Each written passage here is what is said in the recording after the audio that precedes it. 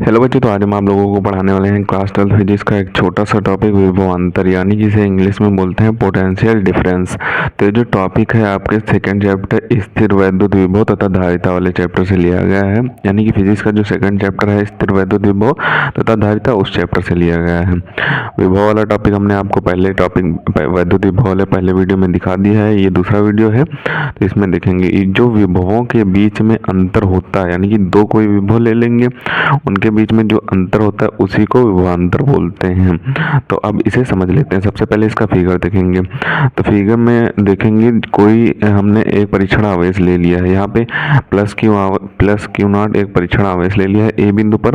अब उसे ए बिंदु से बी बिंदु तक ले जाने में जितना भी कार्य किया जाएगा, यानी कि कोई परीक्षण आवेश को वैद्युत क्षेत्र में, ये पूरा वैद्युत क्षेत्र है, अब इसमें कोई परीक्षण आवेश है, तो वैद्युत क्षेत्र में एक बिंदु से दूसरे बिंदु तक लाने में जो कार्य किया जाएगा वही कार्य कहलाएगा विभवांतर। यही आपको डिफिनीशन में लिख देनी है कि किसी परीक्षण आवेश किसे बोलते हैं, क्यू नॉट को।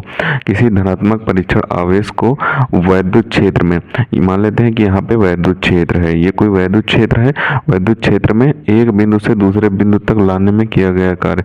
अब बिंदु ए से इस क्यू नॉट को बिंदु बी तक लाने में जो कार्य किया जाएगा वही कार्य आपका विभवांतर कहलाएगा। अब विभवांतर का फार्मूला क्या होता है उसे देख लेते हैं। तो V A minus V B बराबर हो जाएगा आपका डब्ल्यू अपान क्यू नॉट। तो ये विभवांतर का फार्मूला हो जाएगा। तो यहाँ पे जो V A minus V B है, इसको इस प्रकार से भी लिख सकते हैं, डेल्टा वी करके भी लिख सकते हैं, यानी कि डेल्टा वी करके भी लिख सकते हैं। तो डेल्टा वी बराबर डब्ल्यू अपान क्यू नॉट हो जाएगा। अब इसका जो मात्रक होता है, यानी कि विभवांतर का जो मात्रक होता है, जो विभव का मात्रक होता है वही विभवांतर का मात्रक होता है। तो इसका मात्रक होता है वोल्ट या जूल अपान कूलाम, यानी कि या फिर मात्रक आप वोल्ट लिखेंगे, ऑप्शनल में आ जाए तो वोल्ट पर टिक कर देना, या फिर जूल अपान कूलाम दिया हो तो जूल अपान कूलाम पर टिक कर देना। अब यहाँ पे एक डिफिनीशन और छोटी सी डिफिनीशन है वोल्ट की, कि एक वोल्ट की कभी कभी आपके एग्जाम में 2 नंबर की डिफिनीशन केवल पूछ देता है, तो उसे भी देख लेते हैं कि एक वोल्ट किसे बोलते हैं। तो एक वोल्ट की परिभाषा कभी कभी आपके एग्जाम में पूछ देता है, तो एक वोल्ट किसे बोलते हैं तो वो देख लेते हैं।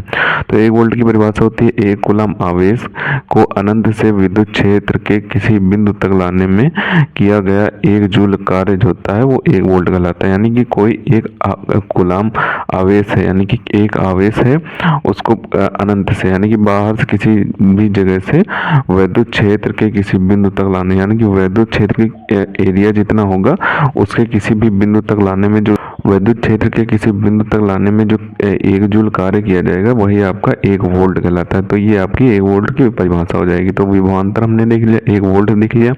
ये परिभाषाएं 2-2 नंबर में आपकी पूछ दी जाती हैं, और एक वोल्ट का फॉर्मूला या फिर मात्रक नहीं पूछेगा। और विभवांतर के आप सबसे पहले स्क्रीनशॉट कर लें।